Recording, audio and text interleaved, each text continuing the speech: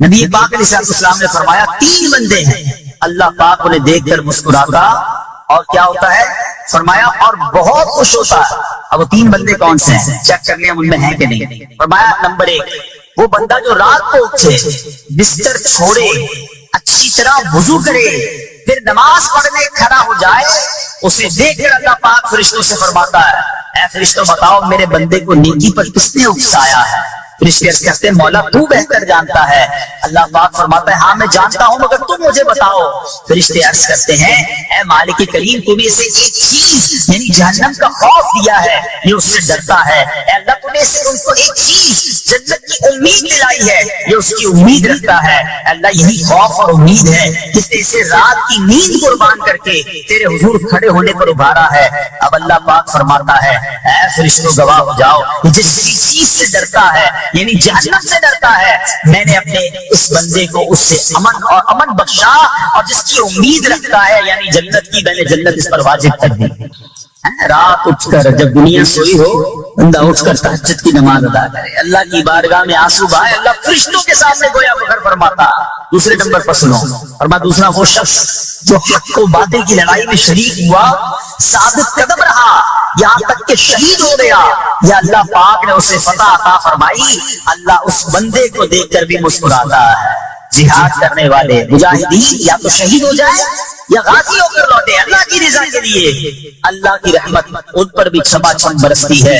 اور تیسرے نمبر پر فرمایا تیسرا وہ بندہ جو رات کو سفر کرتا ہے یہاں تک کہ رات کے آخری حصے میں جب کہیں ٹھہرتا ہے تو اس کے ساتھ والے سو جاتے ہیں مگر وہ کھڑا ہو کر نماز پڑھنے لگتا ہے، اس بندے کو دیکھ کر بھی اللہ پاک مسکراتا ہے۔ اجتماعی عبادت کے بڑے فائدے ہیں، اجتماع میں آنا، محفل میں آنا، دعا میں شرکت کرنا بہت اچھی بات ہے، مگر اپنی عادت ایسے بھی بنائیں کہ کچھ عبادتیں ایسی کریں کہ میں جانوں اور رب جانے۔ یہ جو رات اٹھ کر دعا کا لطف ہے، رات اٹھ کر جو نماز پڑھنے کا لطف ہے، جب ساری دنیا سو رہی ہے اور بندہ اپنے رب کی بارگاہ میں حاضر ہے۔ علماء کہتے ہیں دن کے نوافل کے مقابلے میں رات کے نوافل افضل ہیں، کیونکہ رات سکون ہوتا ہے، رات رکعت قلبی ملتی ہے، سبحان اللہ رحمت الہی چھما چھم برستی ہے۔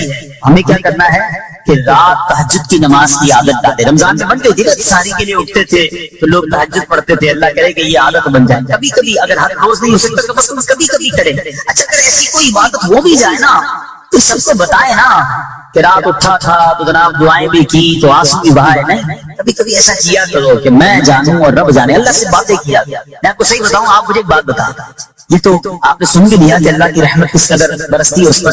زندگی میں بھی جب کبھی ہم پریشان ہوں اور رات نیند نہ آئے، کبھی کبھی ایسا ہوتا ہے پریشانی میں نیند نہیں آتی، کروٹیں بدل رہا ہوتا انسان، اور اس کروٹ بدلتے بدلتے میں آپ کی جب والدہ حیات ہوگی یا ماشاءاللہ جن کے پاس ماں موجود ہے، ماں جیسی ہستی کہاں ملتی ہے۔ ایک بار اور سن لو، دنیا کی بہت ساری چیزیں میرے اور آپ کے پاس ہیں جو ریپلیسیبل ہے، جو بدلی جا سکتی ہیں۔ موبائل فون لیتے ہیں بڑی خوشی سے لیتے ہیں مگر نیا ماڈل آتا ہے تو لوگ بدل لیتے ہیں۔ سواری لیتے ہیں بڑی خوشی ہوتی ہے مگر جب نئی سواری آتی ہے تو ریپلیس بدل دیتے ہیں، ماڈل نیا آ گیا بھائی اب وہ پرانی لگتی ہے۔ اگر یاد رکھو ماں باپ چلے جائیں نا اس کے بعد ماں باپ دوبارہ نہیں ملتے، ان کا کوئی نیا ورژن یا نیا ماڈل نہیں ہے تو ان کی قدر کر لو، ان کی دعائیں لے لو۔ تو بہرحال آپ کبھی کبھی تکلیف میں ایسا ہوا ہو کہ رات کو نیند نہ آئی ہو، بے قرار ہو کر ماں کے پاس گیا آنکھوں میں آنسو لے کر کہ ماں میں پریشان ہوں، بیمار ہوں یا قرضے میں ہوں یا فلاں پرابلم ہے، ماں نے کیا کیا تھا؟ کروٹ بدل کر سو گئی تھی کہ بیٹا تو جان تیرا کام جانے، یا ماں خود بھی بیدار ہو گئی، سینے لگایا اور دعا کرنا شروع کر دی۔ ہم روئے تو ماں بھی روئی، یہ ہے نا ماں میری تکلیف۔ ایسا لگتا ہے کہ مجھے کبھی کبھی یہ فیصلہ کرنا مشکل ہوتا تھا کہ تکلیف مجھے زیادہ ہوتی ہے، میری تکلیف میں میری والدہ کو زیادہ ہوتی ہے، بیمار میں ہوں تکلیف اسے ہے، یہ رشتہ کہاں ملتا ہے؟ مگر مجھے ایک بات بتاؤ، جب میری تکلیف پر رات نیند چھوڑ کر بستر چھوڑ کر میں ماں کے پاس گیا، ماں نے سینے لگایا، تو اگر میں اپنا بستر چھوڑ کر آنکھوں میں آنسو دیے میری ماں سے مجھے کہیں زیادہ پیار کرنے والے رب کی بارگاہ میں چلا گیا تو اس کی رحمت کیا مجھے مایوس کر دی؟ میری ماں کے دل میں جو مامتا ہے نا وہ بھی میرے رب نے ڈال دیا، تو رب کی رحمت کتنی ہوگی؟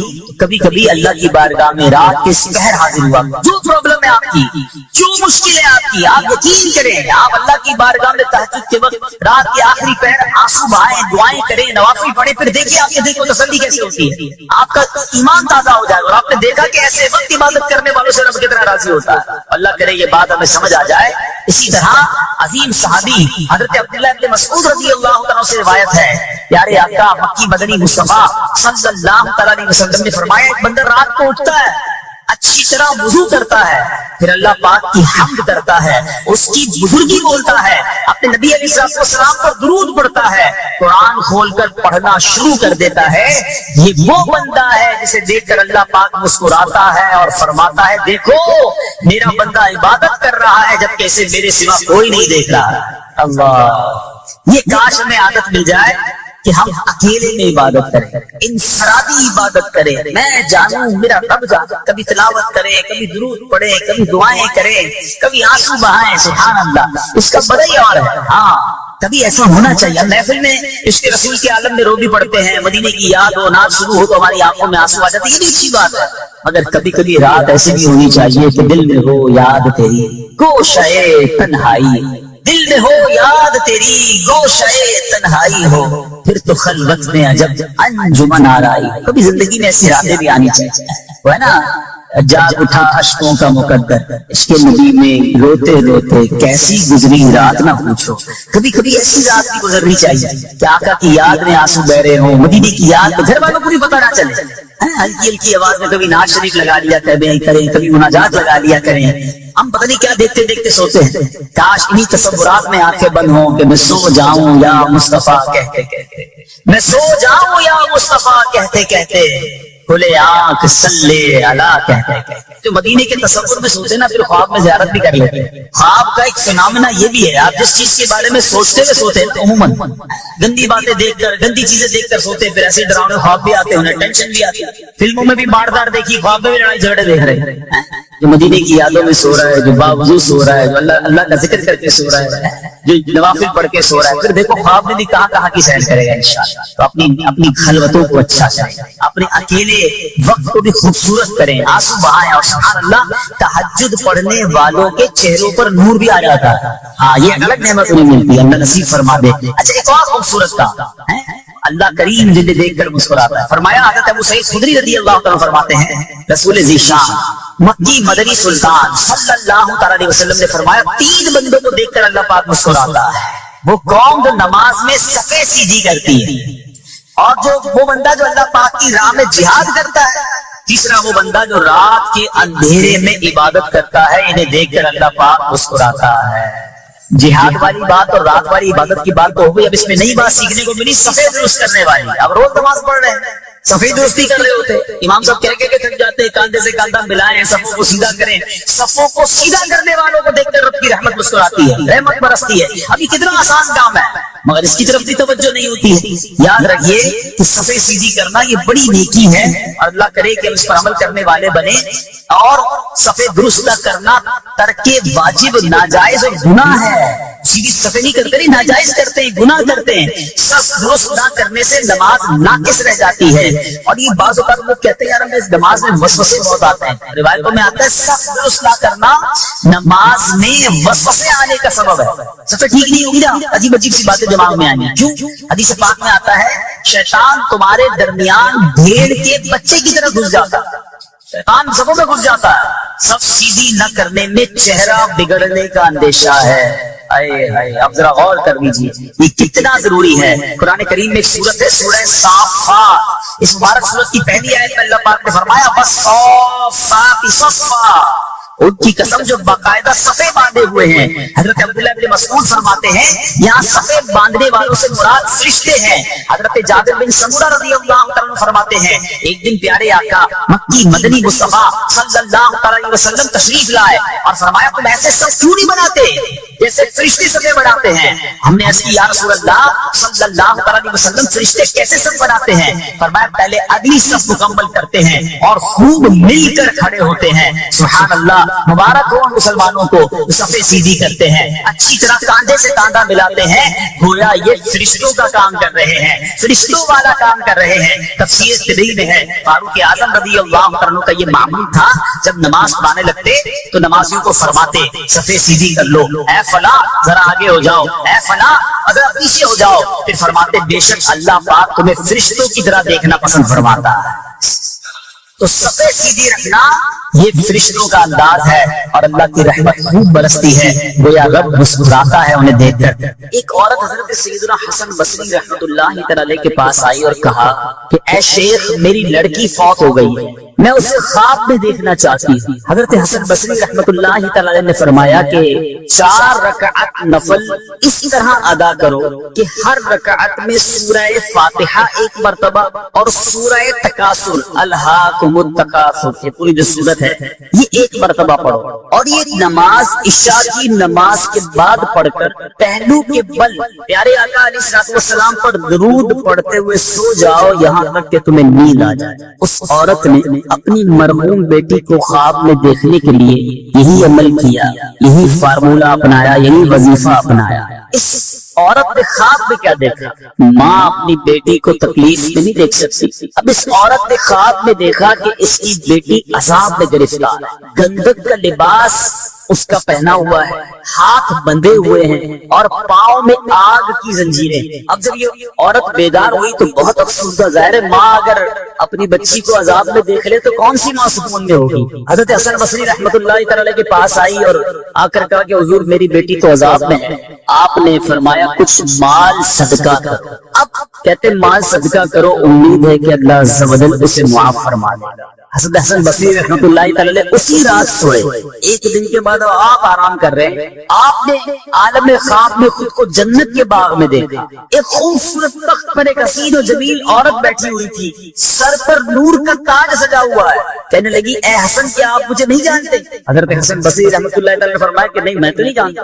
وہ عورت وہ خاتون کہتی کہ میں اسی عورت کی بیٹی ہوں جو کل آپ کے پاس آئی تھی، آپ نے جس کو وظیفہ بتایا. حضرت حسن بصری رحمۃ اللہ تعالی نے فرمایا کہ تمہاری ماں تو بتا رہی تھی تم عذاب میں ہو، تم بڑی تکلیف میں تھی. کہ حضور بات تو یہی ہے، میری ماں نے سچ کہا تھا.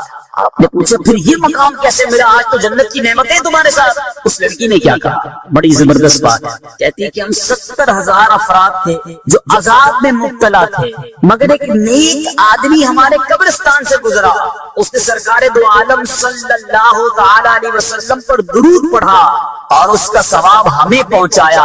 اللہ عز و جل نے اس درود کو اس کی طرف سے قبول فرمایا اور ہم تمام کو اس درود شریف کی برکت سے اس عذاب سے نجات عطا فرمائی. اور مجھے یہ مرتبہ ملا جو آپ اپنی آنکھوں سے مشاہدہ کر رہے ہیں. 70,000 افراد قبرستان کے مردے جن پر عذاب ہو رہا تھا، مگر ایک نیک شخص گزر کر درود پاک پڑھ کر ساری قبر والوں کو ایصال ثواب کرتا ہے تو 70,000 لوگوں سے عذاب گویا دور کر دیا جاتا. اے بچے بچے اسلامی بھائیو، کتنے سارے بدنی پھول اس واقعے سے ملتے ہیں. قبرستان جانا چاہیے، وہاں جا کر فضول باتیں نہیں. آج کل تو قبرستان میں بھی برے کام ہو رہے ہیں. منشیات فروشوں نے، بہت سارے غلط کام کرنے والوں نے قبرستان کا رخ کیا. ارے یہ تو عبرت کی جگہ ہے، جہاں کسی کی قبر میں عذاب ہو رہا ہے، کسی کی قبر جنت کا باغ ہے، وہاں جا کر تو آنسو بہانے. جی ہاں، حضرت عثمان غنی رضی اللہ تعالیٰ ذوالنورین، ذرا مرتبہ سوچئے گا، ذوالنورین ہیں، خلیفۃ المسلمین ہیں، امیر المومنین ہیں، مگر آپ جب قبرستان جاتے، کبھی کسی قبر کے پاس جاتے، زاروں کتار روتے، اتنا روتے کہ آپ کی داڑھی آنسو سے تر ہو جاتا. کسی نے کہا حضرت نہ آپ حشر کی بات پر اتنا روتے ہیں، نہ جہنم کے تذکرے پر اتنا روتے ہیں، آپ قبرستان میں آتے ہیں یا قبر کی بات ہوتی ہے بڑا روتے ہیں. فرمایا بات یہ ہے کہ یہ قبر ہی پہلی منزل ہے. جو اس قبر میں پاس ہو گیا، اس امتحان سے پاس ہو گیا، وہ آگے بھی کامیاب ہو جائے گا. جو قبر میں پھنس گیا اس کی اگلی منزل بھی بڑی خطرناک ہونی ہے۔ آج کچھ لوگ یہ بھی کہتے ہیں ہم تو شراب نہیں پیتے، یہ شراب کی دکان چلانے والے کچھ ملکوں میں کہتے ہیں ہم تو کافر کو شراب بیچتے ہیں، یہ جناب کافر کے لیے بھی شراب رکھی ہے۔ حضرت علامہ مولانا مفتی محمد امجد علی اعظمی علیہ رحمت اللہ کبھی فرماتے ہیں کہ کافر یا بچے کو شراب پلانا بھی حرام ہے، اگرچہ بطور علاج پلائے، اور گناہ اسی پلانے والے کے ذمے۔ مجھے تو کبھی کبھی سمجھ نہیں آتی، اللہ کرے میں جو آج بیان کرنے جا رہا ہوں کوئی ایسا مجھے سن لے اس کے دل پر یہ چوٹ لگ جائے جو ایئر لائن میں کام کرتے ہیں، مسلمان ہوتے ہیں مگر شراب سرو کر رہے ہوتے ہیں۔ ارے تف ہے ایسی روزی پر تمہیں حرام کی طرف، اللہ کے عذاب کی طرف لے جا رہی ہے، اور تم مسکرا مسکرا کر لوگوں کو شراب پیش کر رہے ہیں۔ توبہ توبہ توبہ۔ اللہ رب العالمین کو کیا جواب؟ نہ کرے ایسا کام۔ اگر مجھے دنیا بھر میں کوئی ایسا سن رہا ہے جو کسی ایسے اسٹور پہ کام کرتا ہے جہاں شراب سرو کی جاتی ہے، چھوڑ دو ایسی نوکری، نہ کرو ایسا کام۔ اللہ غیب کے خزانوں سے تمہیں حلال روزی عطا فرمائے گا۔ مجھے یاد آ گیا ایک بار ہم اٹلی میں تھے، مدنی قافلے میں، اسی طرح کا کچھ بیان تھا۔ ایک شخص، ایک مسلمان میرے پاس آیا اور آ کر کہتا ہے کہ میرا جی تو بڑا چاہتا ہے کہ میں حلال کماؤں، لیکن ہمارے اسٹور پہ شراب بیچی جاتی ہے، اگر میں شراب نہیں بیچوں گا تو ہمارے اسٹور پہ گاہک کم آئیں گے، گاہک کم آئیں گے تو میری روزی کا کیا ہوگا، بچوں کا کیا ہوگا، کاروبار کیسے چلے گا؟ میں نے اس سے ایک سوال کیا، اور میں تمام شراب بیچنے والوں، تمام غلط کام کرنے والوں سے وہی سوال آج کرنے لگا ہوں۔ میں نے پوچھا یہ بتاؤ کہ اگر روزی دینے والا کون ہے؟ پہلے یہ، اس نے کہا اللہ۔ میں نے کہا تم حرام کام کر رہے ہو، تمہیں روزی مل رہی ہے، کیا حلال کرو گے اللہ روزی بند کر دے گا؟ اللہ کی فرما برداری کرو گے کیا وہ رزق کے دروازے بند کر دے گا؟ آج تم اس کی نافرمانی کر رہے ہو، وہ تمہیں دے رہا ہے۔ تھوڑی دیر اس کی آنکھوں میں آنسو آ گئے، کہتا ہے آج کا دن ہے، اس کے بعد میرے اسٹور پہ آئندہ کبھی شراب نہیں بیچو۔ کچھ دنوں بعد پھر ملاقات ہوئی، کہتا ہے جب سے شراب بیچنا بند کی ہے اللہ نے سکون بھی دے دیا ہے، روزی میں برکت بھی دے دی۔ ہمت تو کرے نا، پہلے ہی سوچ لیتے ہو کہ ہمارا کیا ہوگا۔ ارے اللہ پر بھروسہ رکھو، جب رزق دینے والا وہ ہے تو ہم کیوں ایسا کاروبار کریں؟ بہرحال پیچھے پیچھے اسلامی بھائیوں، نبی پاک علیہ الصلوۃ والسلام فرماتے ہیں اللہ عز و جل نے شراب اور اس کی قیمت یعنی کمائی، مردار اور اس کی کمائی، خنزیر اور اس کی کمائی کو حرام قرار دیا ہے۔ خدا را اس کی کمائی نہ کمانا، کبھی اس میں ہاتھ نہ ڈالنا۔ میٹھے میٹھے اسلامی بھائیوں، قرآن مجید فرقان حمید کس طرح شراب اور جوئے کے بارے میں ہماری رہنمائی کرتا ہے۔ چنانچہ پارہ دوسرا سورہ بقرہ آیت نمبر 219 میں ارشاد ہوتا ہے یسألونک عن الخمر والمیسر قل فیہما اثم کبیر۔ ترجمہ کنز الایمان، تم سے شراب اور جوئے کا حکم پوچھتے ہیں، تم فرما دو کہ ان دونوں میں بڑا گناہ ہے، اثم کبیر۔ آگے فرمایا منافع للناس، اور لوگوں کے کچھ دنیاوی نفع بھی، وَإِثْمُهُمَا أَكْبَرُ مِن نَفْعِهِمَا، اور ان کا گناہ ان کے نفع سے بڑا ہے۔ گویا شراب میں کوئی فائدہ نہیں، جس جوئے میں کوئی فائدہ نہیں، بلکہ ایک جگہ یہ شیطان کے کام، شیطان کے آلے قرار دیے گئے۔ پیچھے پیچھے اسلامی بھائیوں، نہ شراب کے قریب جانا ہے، نہ جوئے کے قریب جانا ہے۔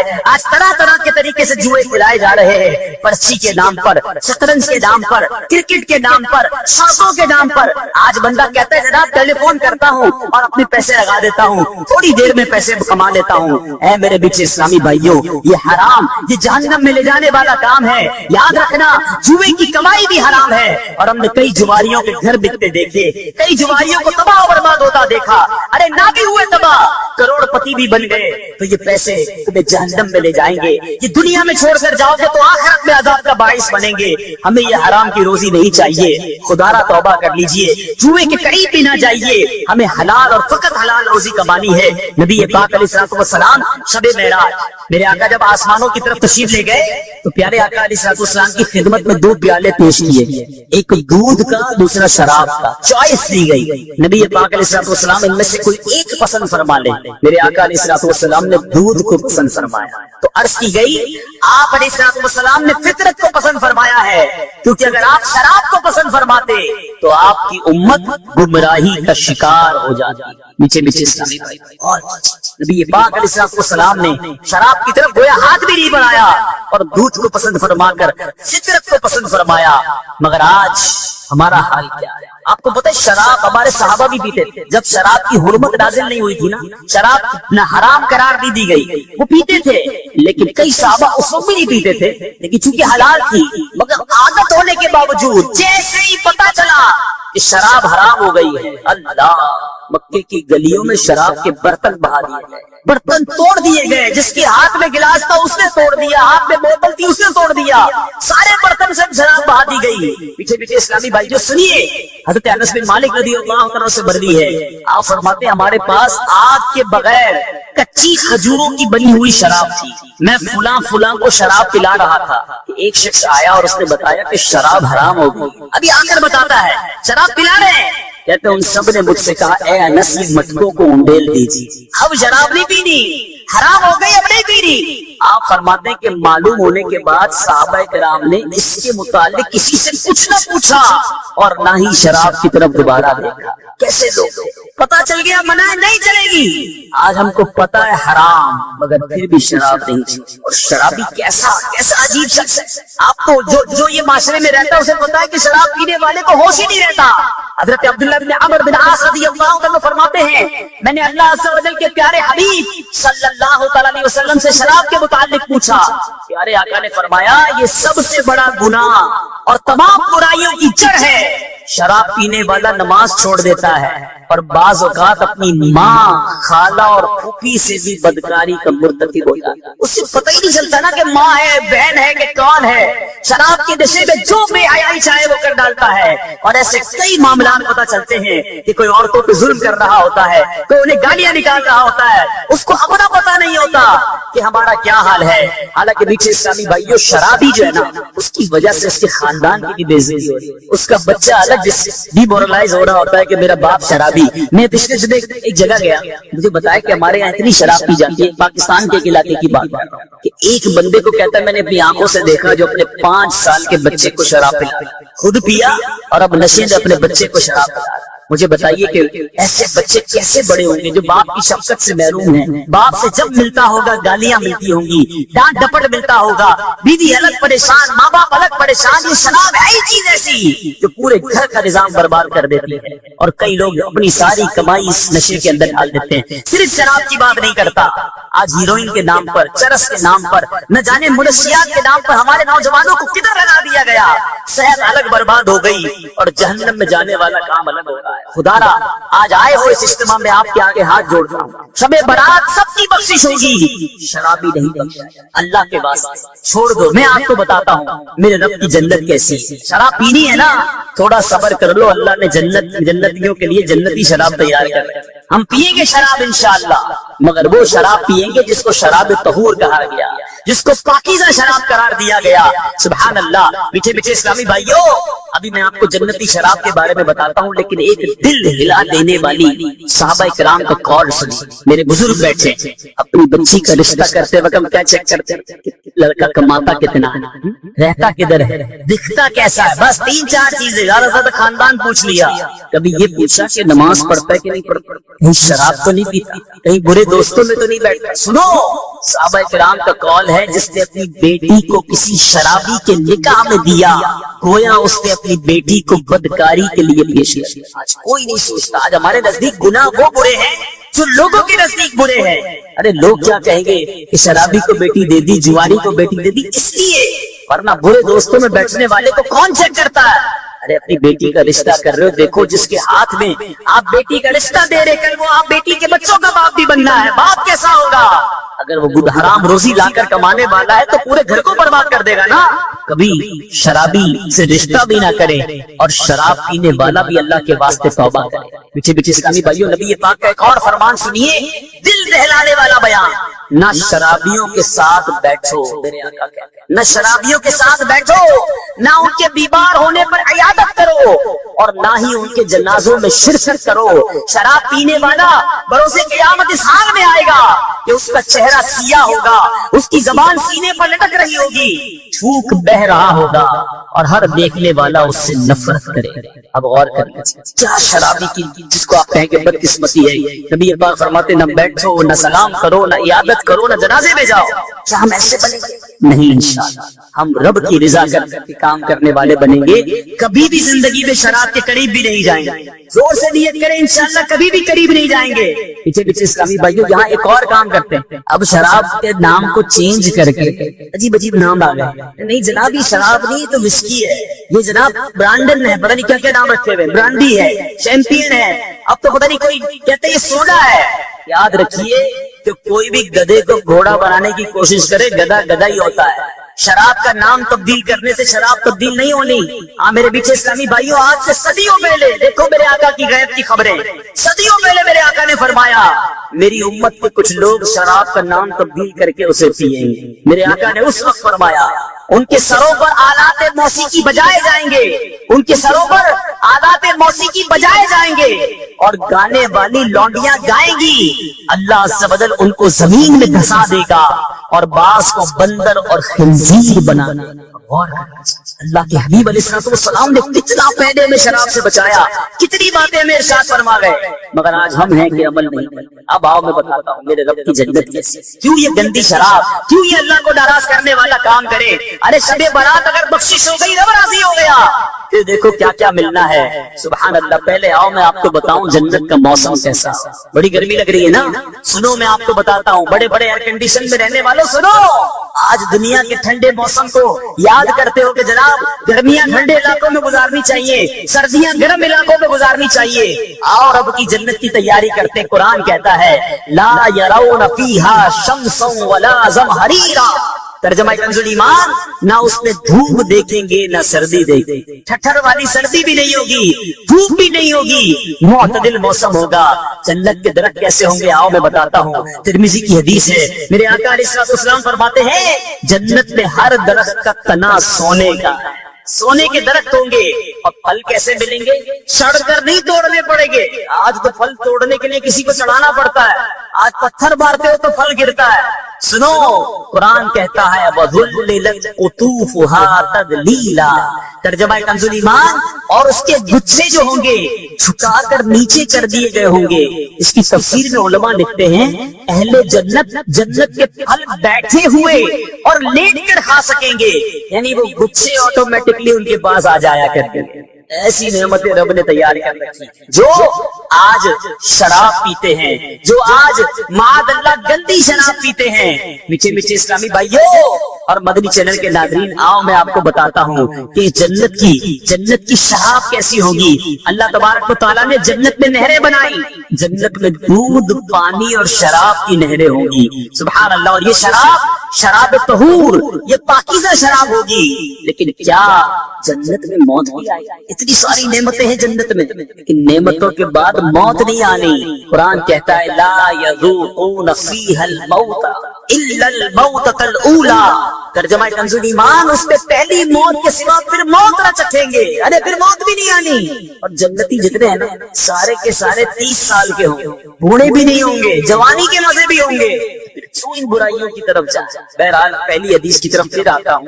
اب یہ طے ہو گیا جتنے میرے بھائی ہیں اللہ بڑا کریم ہے، اگر کبھی شراب پی لی ہے یا شراب کے قریب جا چکے ہو، آج پکی سچی نیت کرنی ہے کہ مولا آج کے بعد میں شراب کے قریب بھی نہیں جاؤں، زور سے نعرہ تو لگائیں انشاءاللہ شراب کے قریب بھی نہیں جائیں گے۔ اللہ تعالیٰ کیا معلوم آپ کی اس پکی نیت کے صدقے ہم سب کے مقدر میں جنتی شراب لکھ دے، انشاءاللہ وہاں جائیں گے اور شراب طہور کے مزے لوٹیں گے۔ مبارک حرم یعنی مکہ پاک اور مدینہ طیبہ، یہ مبارک شہر ہے، یہ مبارک جگہ ہے جہاں جانے کو ہر مومن ہر مسلمان تڑپتا بھی ہے، مچلتا بھی ہے۔ کون سی ایسی آنکھ ہے جو مکہ اور مدینہ دیکھنے کو نہ تڑپتی، اور کون سا ایسا دل ہے جو ان مبارک جگہوں پر جانے کو نہ تڑپتا۔ الحمدللہ اس یاد کو مزید بڑھانے کے لیے، شوق حرمین بڑھانے کے لیے، اور مدینہ پاک اور مکہ پاک کا مزید ادب دل میں بڑھ جائے، ان نیتوں کے ساتھ یاد حرمین سلسلہ لے کر حاضر ہیں۔ دنیا بھر سے حاجیوں کے قافلے سوئے حرمین روا دوا ہیں، لاکھوں لاکھ پہنچ چکے ہوں گے اور کئیوں نے بھی جانا ہے۔ اللہ مجھے اور آپ کو بھی یہ سفر بار بار نصیب فرمائے۔ پچھلے 2 سلسلوں سے ہم نے مکہ پاک کے فضائل، طواف کے فضائل، خاص خانہ کعبہ کی برکتیں، اور پھر حجر اسود کی تاریخ، مقام ابراہیم اور صفا اور مروہ کے بارے میں بھی شاندار باتیں سنی۔ آج سے انشاءاللہ ہم حج اور عمرے پر جانے والے عاشقان رسول کا انداز سنیں گے. ہم نے بھی تو سفر کرنا ہے نا, تو کیا ہی اچھا ہو کہ عاشقان رسول کے واقعات سن لیں, ان کا انداز دیکھ لیں اور کوشش کریں کہ ان کی نقل کریں, ان کے طریقے پر, ان کے انداز پر. ویسا تو نہیں کر سکتے مگر کچھ نہ کچھ نقل کرنے کی کوشش کریں. وہ کہتے نا اچھوں کی نقل بھی اچھی ہوتی ہے. سب سے پہلے جو میں نے آپ کو روایت سنانی ہے, جو واقعہ سنانا ہے, یہ بظاہر تو درود پاک کی فضیلت کا ہے, درود پاک کی فضیلت بھی پتہ چل جائے گی, لیکن یہ بھی حج کے دوران ہونے والا ایک عظیم الشان واقعہ ہے. حضرت سیدنا سفیان ثوری رحمۃ اللہ تعالی فرماتے ہیں, میں نے دوران طواف ایک عاشق رسول کو ہر قدم پر حضور نبی پاک صاحب الاولاد صلی اللہ تعالی علیہ وسلم پر درود پاک پڑھتے ہوئے دیکھا. ہر قدم اٹھاتا اور درود پاک پڑھتا. تو میں نے پوچھا, بھائی سبحان اللہ, لا الہ الا اللہ کے بجائے صرف درود پاک پڑھنے میں کیا راز ہے؟ تو اس نے میرا نام دریافت کیا, پھر کہا کہ میں اپنے والد گرامی کے ساتھ حج کے لیے چلا تھا. یاد رہے ناظرین, پہلے کے زمانے میں جو قافلے تھے نا, وہ اونٹوں پر اور گھوڑوں پر چلتے تھے, کاروان ہوتے تھے, پیدل بھی لوگ چلتے تھے اور طویل سفر ہوتا تھا. تو وہ کہتے ہیں کہ سفر کے دوران جو ہے وہ میرے والد صاحب کی طبیعت خراب ہوئی اور ایک اور آفت یہ آئی کہ والد گرامی کا انتقال ہو گیا. تو والد صاحب کا انتقال ہو گیا تو چہرہ بھی سیاہ پڑ گیا. قافلے والے آگے چلے گئے اور میں تنہا اور والد صاحب کی میت میرے ساتھ تھی. میں بڑا غمزدہ ہوا, بہت رویا اور میری آنکھ لگ گئی. جب آنکھ لگ گئی تو میں کیا دیکھتا ہوں کہ ایک بڑے نورانی چہرے والے بزرگ تشریف لائے. میرے والد صاحب کے چہرے پر ہاتھ پھیرا, ان کا جو پیٹ پھول گیا تھا اس پر بھی ہاتھ پھیرا, پیٹ بھی اپنی اصلی حالت میں آ گیا. چہرہ جو سیاہ پڑ گیا تھا 14ویں رات کے چاند کی طرح چمکنے لگا. وہ بزرگ جانے لگے تو میں نے انہیں روک لیا اور کہا کہ حضور, اس ویرانے میں, اس بے سر و سامانی کے عالم میں آپ نے جو میری دستگیری فرمائی ہے, اپنا تعارف تو کروائیے. کہ تم مجھے نہیں جانتے, میں جناب محمد عربی صلی اللہ علیہ وسلم ہوں. تمہارا والد بڑا گناہگار تھا مگر یہ مجھ پر درود پاک کثرت سے پڑھتا تھا. سبحان اللہ. آقا فرماتے جس کا مضمون ہے کہ جو مجھ پر کثرت سے درود پاک پڑھتا ہے میں اس کی فریاد رسی کرتا.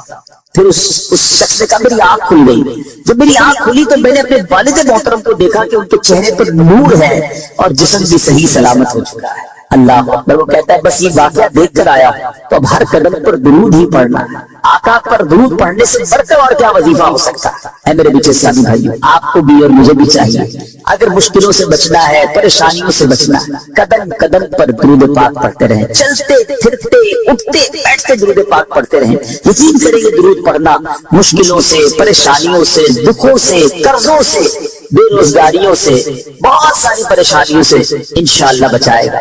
یقیناً صلح حدیبیہ کے بارے میں آپ نے سنا, مسلمان تقریباً 1500 کی تعداد میں صحابہ کرام ہیں. ہجرت مدینہ کے بعد یہ پہلا موقع تھا کہ ایک قافلے کی صورت میں عمرہ کرنے کے لیے صحابہ کرام نبی پاک کے ساتھ تشریف لائے. اب حدیبیہ کے مقام پر پہنچے. اب حدیبیہ مکہ پاک سے آج کے دور میں دیکھیں تو 100 کلومیٹر کے قریب ہے, یعنی قریب پہنچ چکے تھے. 1500 صحابہ احرام کی حالت میں تھے.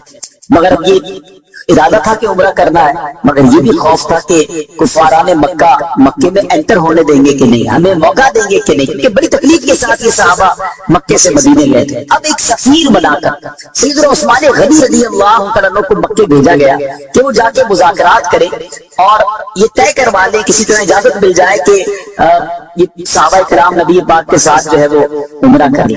مگر ان لوگوں نے یہ طے کیا, معاہدے میں یہ لکھوایا کہ مسلمان اس سال عمرہ نہیں کر سکے, یعنی یہ جو قافلہ ہے اس کو مکے میں عمرہ کرنے کی اجازت نہیں دی جائے گی.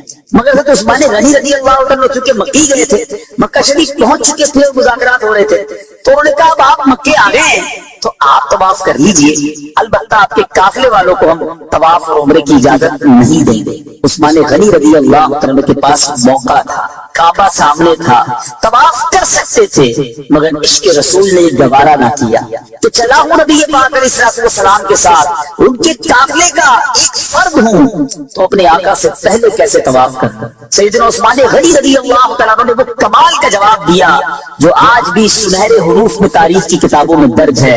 ناظرین, یہ دنیا بھر کے عاشقان رسول کی ایک شاندار پیغام بھی ہے, ایک وے, ایک ڈائریکشن بھی ہے. آپ کہتے ہیں سبحان اللہ, آپ کہتے ہیں کہ میں اس وقت تک طواف نہیں کروں گا جب تک رسول خدا علیہ السلام طواف نہ کر. آپ نے طواف نہیں کیا, आप वापस आ गए। और एक मजे की बात बताऊं, जब उस्मान गनी रजी अल्लाह अन्हु मक्के गए थे ना, तो इधर सहाबाए किराम आपस में गुफ्तगू करने लगे कि हजरत उस्मान कितने खुशनसीब हैं कि उनको तो वहां तवाफ का मौका मिल गया होगा, ज़ाहिर है तो मक्के गए हैं तो तवाफ करके ही आएंगे।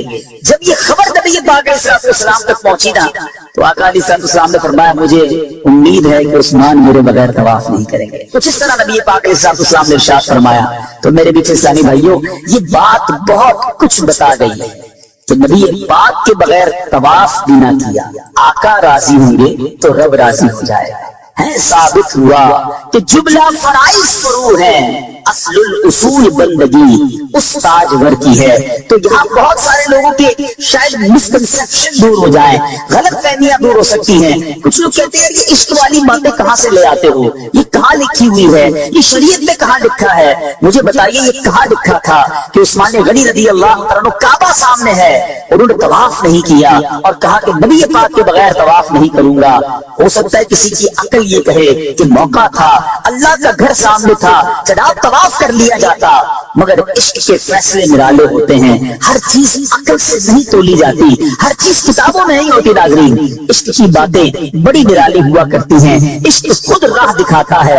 अल्लाह अकबर। शायर कहते हैं ना, अकल को तनकीद से फुर्सत कहाँ, इश्क पर आमाल की बुनियाद रख। अल्लाह करीम मुझे और आपको सैयदना उस्मान गनी रज़ी अल्लाह तआला के इश्क का जर्रा नसीब फरमाए। यकीनन आज के दौर में कोई इतना बड़ा मुफ्ती और आलिम नहीं है जितने बड़े आलिम और मुफ्ती हजरत उस्मान गनी रज़ी अल्लाह तआला थे, मगर उनके दिल ने यही फतवा दिया कि जनाब अगर मेरे आका तवाफ नहीं कर सकते, अगर सहाबाए किराम और नबी पाक को रोका गया है तो मैंने अकेले भी तवाफ नहीं करना है। सुभान अल्लाह, सुभान अल्लाह। तभी तो मौलाना हसन रज़ा खान साहब लिखते हैं ना, अल्लाह से क्या प्यार है उस्मान गनी का, महबूब खुदा यार है उस्मान गनी का। एक मरतबा फरमाया कि मैं बहुत शर्मिंदा हूँ, अल्लाह से किस तरह मुलाकात करूंगा।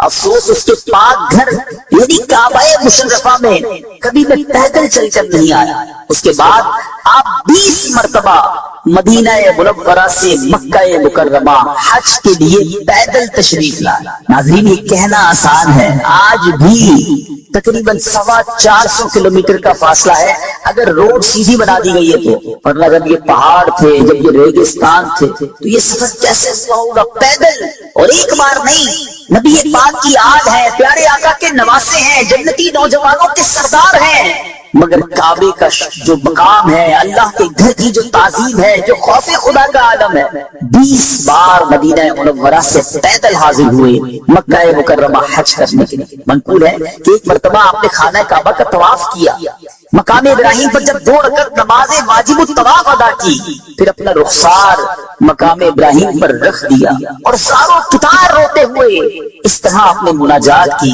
ऐ मेरे रब्बे करीम, तेरा हकीर बंदा तेरे दरवाजे पर हाजिर है, तेरा भिखारी तेरे दरवाजे पर हाजिर है, तेरा मिस्कीन बंदा तेरे दरवाजे पर हाजिर है। इन्हीं अल्फाज को बार बार दोहराते रहे और रोते रहे। इसके बाद मस्जिदुल हराम से बाहर तशरीफ लाए तो आपका गुजर चंद मिस्कीनों के पास से गुजरा जो रास्ते में बैठे हुए थे और सदके की रोटियों के टुकड़े खा रहे थे। उन मिस्कीनों को आपने सलाम किया। सलाम के बाद उन मिस्कीनों ने आपको दावत दी कि हुजूर हमारे साथ बैठिए, नवासे रसूल हैं, जन्नती नौजवानों के सरदार हैं, ये वो हैं जिनको प्यारे आका ने कांधे पर बिठाया। ये मिस्कीनों के साथ दस्तरखान पर बैठ गए, रोड के फुटपाथ पर गोया वो बैठे खाना खा रहे हैं। आपने उनकी हौसला अफजाई की, आजिज़ी का मंजर देखिएगा, उनके साथ बैठ गए। फरमाया अगर ये रोटियों के टुकड़े सदके के ना होते तो मैं आपके साथ जरूर खाना खाता।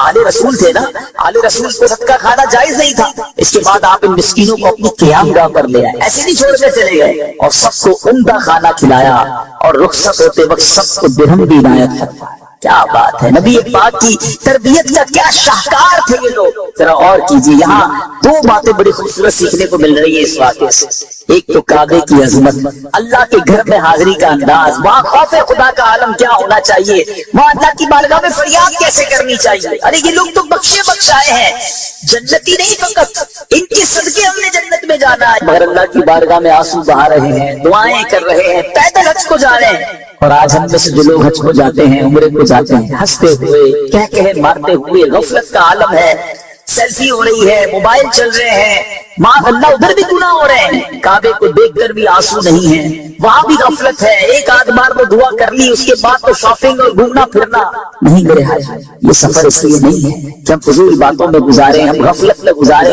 मक्का पाक में एक हैबत होनी चाहिए दिल पर कि मैं अल्लाह की बारगाह में हाजिर आया हूँ, अल्लाह के घर पर आया हूँ। और जब बादशाह की बारगाह में एक गुलाम जाता है तो वो डरा हुआ रहता है कि कहीं बादशाह नाराज ना हो जाए। ये तो अहकमुल हाकिमीन है, तो ये रब्बुल आलमीन का घर है। इधर तो दिल पर एक कैफियत होनी चाहिए, आंसू होने चाहिए, इल्तिजाएं होनी चाहिए। खुदारा इन वाकयात को सुनकर अपने अंदर इस रिक्कत को पैदा कीजिए। और फिर सुभान अल्लाह, इतना बड़ा मर्तबा है। और मिस्किनों के साथ बैठ जाना, उनके साथ खाना खाना, उनको घर ले आना। आज हमारा क्या हाल होता है? क्या हम गरीबों के साथ ऐसा बर्ताव रखते हैं? क्या हम गरीब लोगों के साथ बैठना पसंद करते हैं? सीखना है मुझे और आपको अहले बैत अतहार से। जब भी तो जनाब सैयदी आला हजरत लिखते हैं ना, वो हसन मुज्तबा सैयदुल अस्किया राकिबे दोश इज्जत बिल्लाह सलाम। एक परहेजगार शख्स का बयान है, मैं मुसलसल 3 साल से हज की दुआ कर रहा था, लेकिन मेरी हसरत पूरी ना हुई। चौथे साल हज का मौसम बहार था और दिल आरज़ुए हरम में बेकरार था। एक रात जब मैं सोया तो मेरी सोई हुई किस्मत अंगड़ाई लेकर जागा। अल्हम्दुलिल्लाह, ख्वाब में नबी पाक अलैहिस्सलाम की जियारत से मैं मुशर्रफ हुआ। मेरे आका ने इरशाद फरमाया, तुम इस साल हज को चले आना।